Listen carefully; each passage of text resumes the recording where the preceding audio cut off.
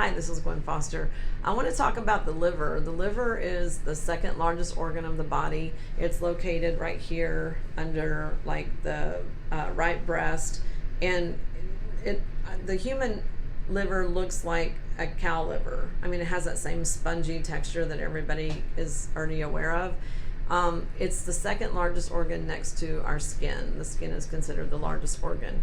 The liver can cause a lot of problems, and sometimes kids are born with liver that is in not great shape, depending on their mom, diet, and how toxic the mom was when she was carrying the baby.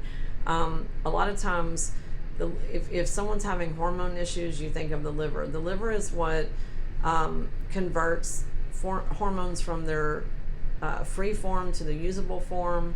The liver and gallbladder together are what digest fat and proteins. The liver also has to do with allergies. Most people that have allergies have liver issues. People that have skin spots or like brown spots on like their hands or their face or the décolleté, that's liver. They used to actually be called liver spots, and then they were called sunspots, and now people go laser them off, which is absolutely stupid because those spots are coming from the inside. Those are not sunspots.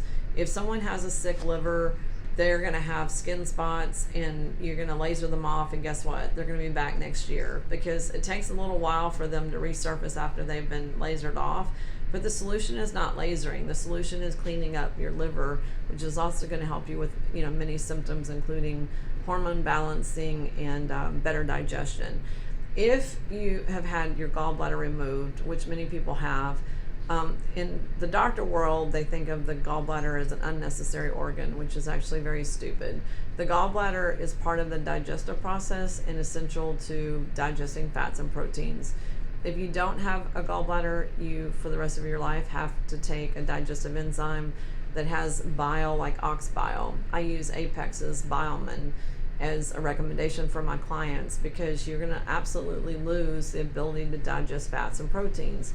So there's even thin people or skinny people that have cellulite or fat deposits because of not digesting fats and proteins. If someone doesn't have a gallbladder, they're not going to do too well on a paleo keto diet because those diets are high in fats and proteins, and especially if they're a blood type A without a gallbladder, they're going to that's not the best diet for them, and neither is Atkins. They're going to really need to go to something low fat and sensible, like maybe sugar busters. But I want to read the common liver symptoms, and I want to tell you some ways that you can help your liver with foods. So some of the symptoms are allergies, stiff neck, craving alcohol, and this is especially when there's candida in the liver, malabsorption problems, and this can be a person who eats well but is not digesting the fats and proteins, so they have the symptoms of those nutritional deficiencies. Diarrhea is a common one, or diarrhea alternating with constipation, upset stomach, especially after eating fats and proteins. There used to be it's still a condition, but it's called biliousness. And this is when someone eats a really rich meal and they just feel bad, like after Thanksgiving or Christmas, or they had a ribeye and a loaded baked potato and then some cheesecake, and they just feel like crap and then they can't sleep. That's biliousness, and that's definitely a liver condition. Jaundice, cirrhosis, liver spots, a puffy face, and you can look at some people and their face just looks puffy, and this might come and go depending on how hydrated they are and things like that, but that's a sign. Hemorrhoids, tendency to hold weight in the upper abdomen, that's here, so it's the space between your belly button and your breast, and if there's that's called the roll, and if there's a roll right there, that is hard to lose without doing liver work.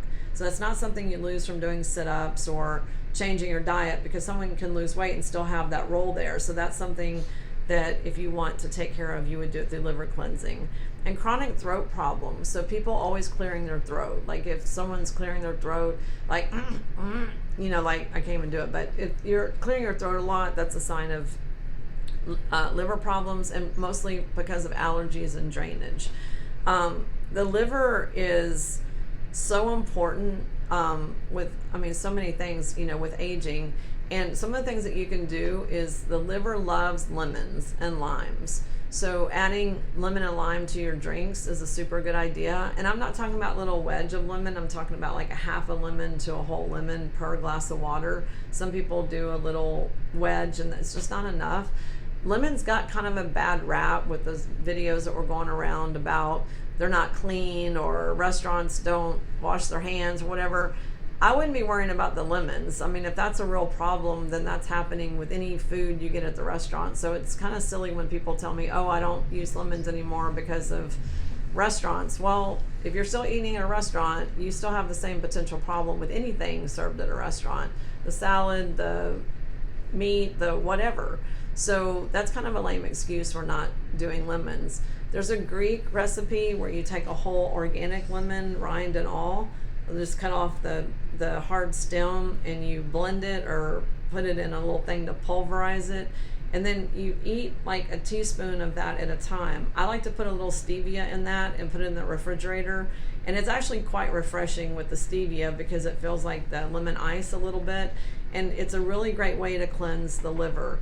And you can take a teaspoon twice a day at first and then build up to a tablespoon twice a day, and you will go to the restroom and you will lose some of the toxins. And then there's like some purges and cleanses. I think they're a little extreme for someone maybe that hasn't done other work on their liver first, like the Hulda Clark liver flush. I do highly recommend it, but if you don't have a clear passage for the liver toxins to come out, it can make you quite sick, and some people will actually throw up the oil mixture because there's not a clear passage going through. So it's maybe best to work with someone to do a cleanse like that. I think it would be a good idea. And apples are really good for the liver, like apple juice, like homemade apple juice, apple sauce, just eating apples. Those are really good too.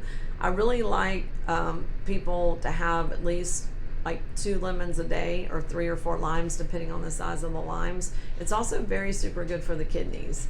So you're kind of getting the benefit of both things at one time.